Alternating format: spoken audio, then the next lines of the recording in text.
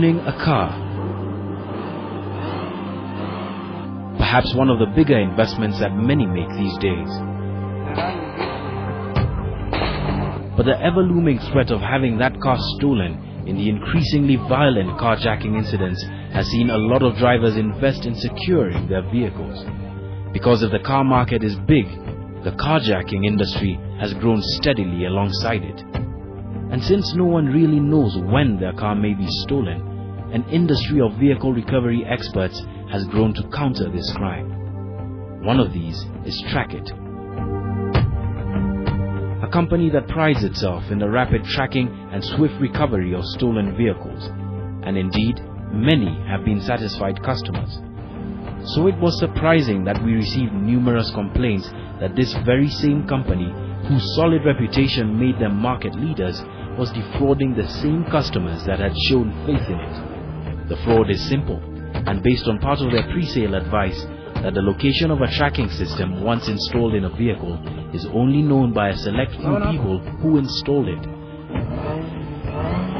Meaning that should it be stolen, thieves will not know whether or not the car is being tracked, giving time for the company to pursue and recover the vehicle.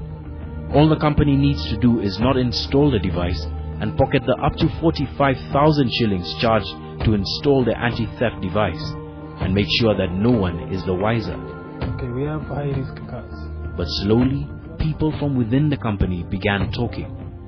One of these voices was a former employee of Trackit who witnessed the systematic fraud taking place at Trackit. Okay, we have high-risk cars, like Land Cruisers, Land Cruiser Prado, Lexus, Toyota Corolla, and okay, Toyota series.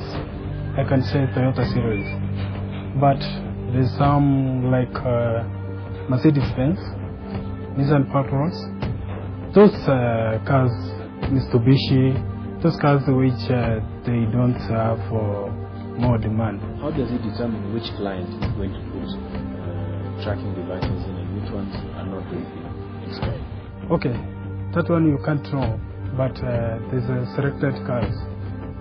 As I've told you, there's high-risk cars and those which doesn't have demand on the market. Are there certain companies that don't get this service and there are other? Okay, like insurance companies, like Phoenix, UAP, and okay, those ones are the most companies which are not being served with gadgets. Soon, we had, through our investigations, uncovered a client list of over 300 people who had paid for Trackit devices and had allegedly never got them. Among these were 3 members of parliament: Chepalungu MP Isaac Ruto, Kimilili Member of Parliament David Eseli, and Wajir West MP Aden Kainan, who we decided to approach and ask to check whether their cars had indeed been fitted with a device and see for ourselves whether there was anything underhand taking place. Yeah, I paid, I think it was 35,000.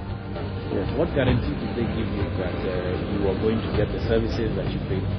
They did not give me any guarantee other than, of course, a written note that they had installed it and that it is guaranteed to work for 1 year. First, we took Isaac Ruto's car, a Mercedes-Benz C180, to a team of technicians to identify whether indeed the device had been fitted.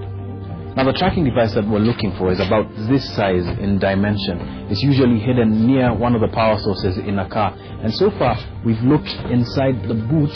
We've looked on both sides of this boot. We've looked in the back seat, as well as the front, where the technicians are looking for. And it usually takes about 45 minutes to find one such device. We've been looking for over an hour, and still we haven't found anything. There wasn't anything there. I'm indeed surprised, because it means we've been living in a fool's paradise. Supposing anything happened to my car, then there would be no way of tracing it. Yet I've had all the belief that it is covered. Next, we checked Knan's Toyota Hilux pickup. According to the information we've got, Toyota Hiluxes like these and other Toyotas in general are very fast-moving cars and very popular with thieves. So these cars always have tracking devices fitted in them. And true to form, when our technicians took a look to find whether there was indeed a tracking device in this car, within 10 minutes, they found one. Then we checked on Kimilili Member of Parliament David Eseli's Nissan Patrol. Once again, true to form, the car had no trace of an anti-theft tracking device. It's shocking. It's shocking, that's what I can say. Because when you know that you are protected by a tracking system, you get sort of peace of mind. Even more surprising was this set of letters, one informing him that his subscription was due to expire, received a month in time. Not altogether strange, except just a few days later, he received yet another letter from Trackit, this time labelled urgent and much more threatening. Is this usually how this happens? Well, I would expect the renewal notice from my insurer. Because I paid through the insurer. So that once I pay the insurer, then they take care of everything. And moreover, it's due for renewal 1st of May. So the first letter asking me to renew the tracking system, the system was on 4th of March, almost 2 months prior, which I thought was good to alert me earlier. But then soon after that, then I received another letter dated 18th March with an invoice sort of telling me to pay within 14 days, which is long before 1 month before the expiry. To pay within 14 days, or they are going to to say failure to pay within 14 days from the above date, your records will be automatically deleted off the system. Trackit's management, we later found out, had allegedly been rattled by reports that their devices were not working properly, and was in the process of recalling a number of its vehicles in order to fit the devices in them. In total, we checked 10 cars for the device. 5 of them were fitted with a device. The other 5 had absolutely no trace of an anti-theft device ever being fitted. A 50% strike rate. As we continued our investigations, however, word got back to Trackit's management that we had uncovered serious evidence revealing what was going on. It didn't take long before we got a call from one of the company's emissaries summoning us to meet the company's managing director, the man behind the multi-million shilling fraud. After hearing that we have some solid evidence against their company, some of the officials from that very same company have called us for a meeting. It's about 6:19 in the evening. We believe that they may want to offer us some money for our silence. So we want to go and see what they have to say. It was in our meeting that we discovered just how ready the company's managing director Shehzad Tajani was to keep us quiet. When you want more, please. Let's agree on one, but how fast? How fast is another thing. One from me, give me another 2-3 weeks, we'll be your 5-star. Or give me a month.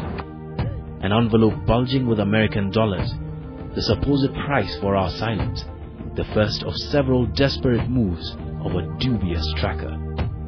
John-allan Namu for the Inside Story.